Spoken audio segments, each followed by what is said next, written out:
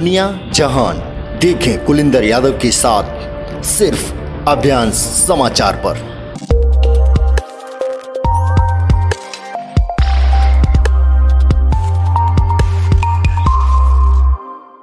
वर्ष 2011 की जनगणना के आंकड़ों के अनुसार शिशु लिंगानुपात विशेष रूप से 0 से 6 एज ग्रुप के जो नवजात शिशु होते थे उनमें लगातार गिरावट देखी जा रही थी। ये गिरावट काफ़ी ज़्यादा बढ़ रही थी लगातार विभिन्न राज्यों में, जिनमें से हरियाणा एक प्रमुख राज्य के रूप में था जहां पर ये अनुपात लगातार बढ़ता जा रहा था, लगातार इसमें गिरावट देखी जा रही थी।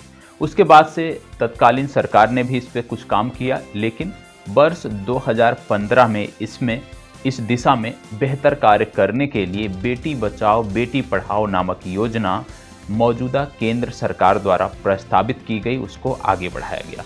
आप देख रहे हैं अभियान समाचार और दुनिया जहान के अपने प्रोग्राम में मैं कुलिंदर सिंह यादव आपका स्वागत करता हूं। बाल लिंगानुपात जो है, बाल लिंगानुपात में गिरावट यह दिखाता है कि भारतीय समाज में, हमारे समाज में महिलाओं को जो स्थिति है, महिलाओं की जो स्थिति है वो बेहतर नहीं है। मतलब महिला सशक्तिकरण की दिशा में कार्य करने की ज़रूरत है, जिससे इस लिंगानुपात को सुधारा जा सके और बेटे और बेटियों के बीच जो भेदभाव हमारे समाज में बढ़ रहा है उसको कम किया जा सके।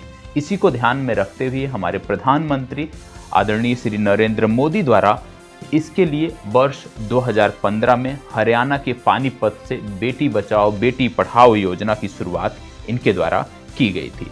अब सबसे पहले आप जानते हैं कि हमारी जो सामाजिक संरचना है, भारत में जो सामाजिक संरचना है, जो पुरुष प्रधान हमारा समाज है, वो लगातार उसमें आप देखेंगे प्रत्येक घर में, प्रत्येक समाज में यह होता आ रहा है पूर्व से। हालांकि अब काफ़ी सुधार इसमें देखने को मिल रहा है कि बेटे और बेटियों को अलग अलग दृष्टि से देखा जाता है, इनमें भेदभाव हमारे यहाँ किया जाता है। तो इसी भेदभाव को कम करने के लिए, जिससे कि शिशु लिंगानुपात जो लगातार जिनमें गिरावट देखी जा रही थी उनमें सुधार किया जा सके, साथ ही साथ महिला सशक्तिकरण की दिशा में कुछ कार्य किया जा सके, उसके लिए इस योजना को बड़े जोर शोर के साथ शुरू किया गया था।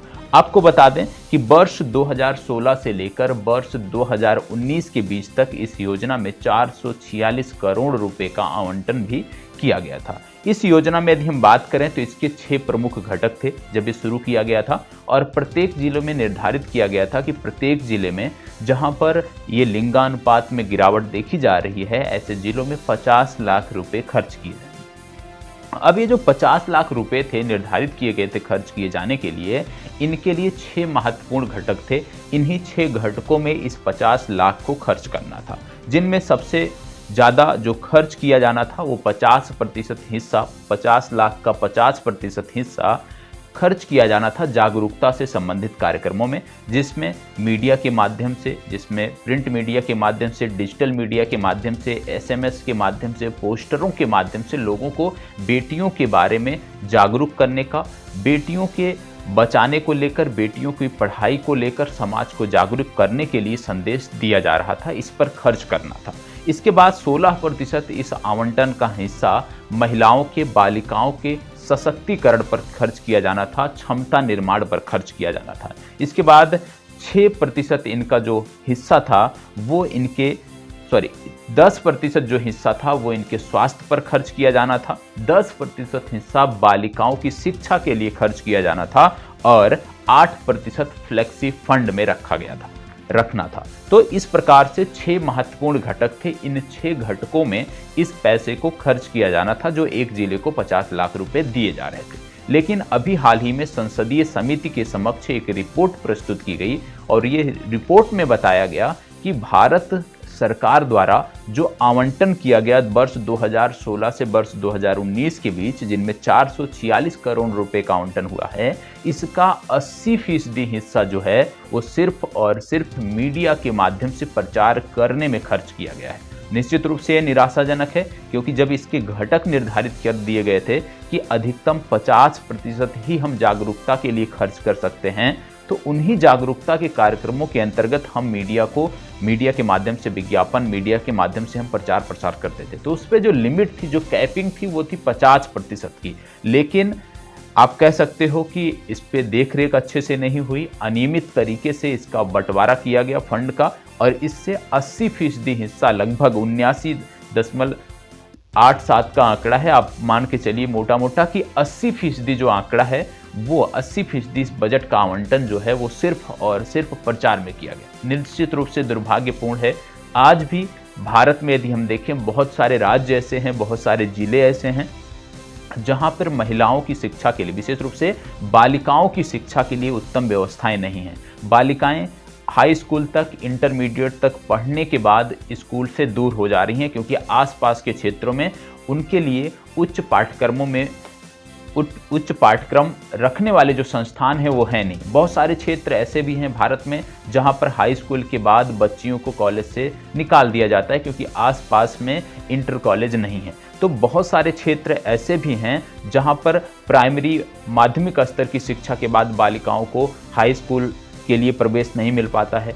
क्यों? क्योंकि वहाँ पर आधारभूत जो संरचना है, वहाँ पर जो कॉलेज हैं वो नहीं है। तो कहीं ना कहीं इसका जो आवंटन था, उसका उद्देश्य था कि 10% हिस्सा इनकी शिक्षा पर खर्च किया जाए।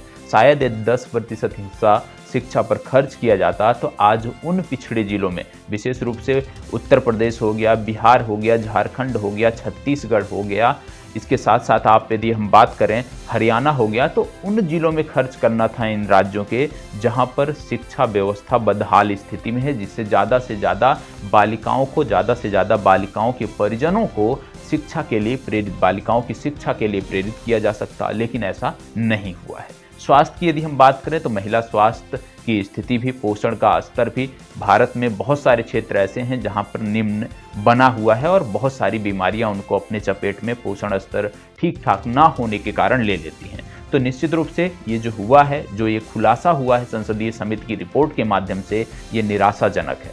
भारत सरकार, क्योंकि भारत सरकार के द्वारा, आदरणीय प्रधानमंत्री द्वारा जब इस योजना की शुरुआत की गई थी, बेटी बचाओ बेटी पढ़ाओ योजना की जब शुरुआत की गई थी, तो उसका उद्देश्य था कि एक तो हम शिशु लिंगानुपात जो है उसमें सुधार करेंगे, दूसरा महिला सशक्तिकरण की दिशा में इसमें कार्य करेंगे, और महिला सशक्तिकरण की दिशा में कार्य करने के साथ साथ महिलाओं की स्वास्थ्य पर भी इस पे खर्च किया जाएगा, महिलाओं की स्वास्थ्य पर, महिलाओं की सुरक्षा पर भी इस पर खर्च किया जाएगा। लेकिन ऐसा नहीं हो सका है।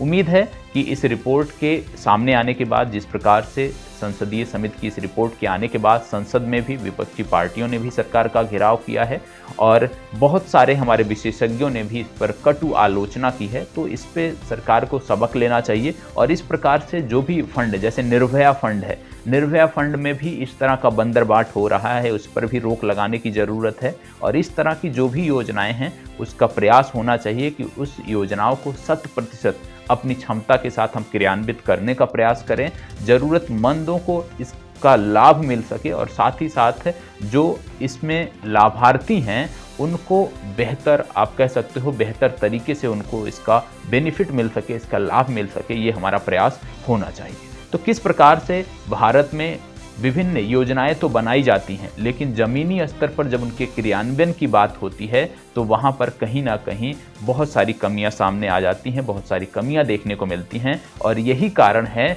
कि हमारी जो सोच है, सोच तो अच्छी है, लेकिन जब हम क्रियान्वयन नहीं कर पाते हैं तो वहाँ पे कहीं ना कहीं हमें समस्या होती है। और हमारा जिस वर्ग को लेकर, जिस वर्ग को लक्षित करने के लिए हम प्रयास करते हैं, वो वर्ग लक्षित नहीं हो पाता है और ये समस्या हमारे समाज में बनी रहती है।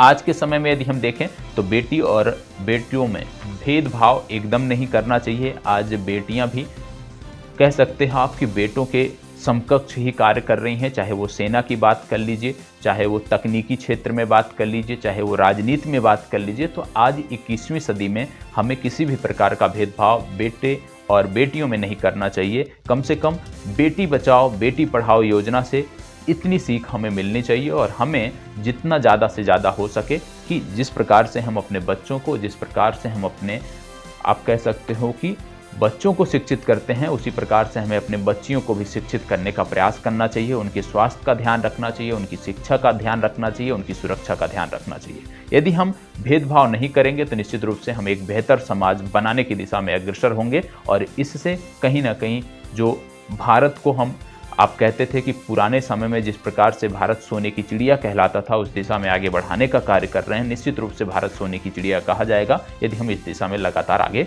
बढ़ते रहें। तो इसी प्रकार से हमारे साथ बने रहें। दुनिया जहान प्रोग्राम में फिर हम मिलेंगे कल एक नए मुद्दे के साथ। तब तक इसी प्रकार हमारे साथ बने रहें। धन्यवाद, बहुत बहुत आभार।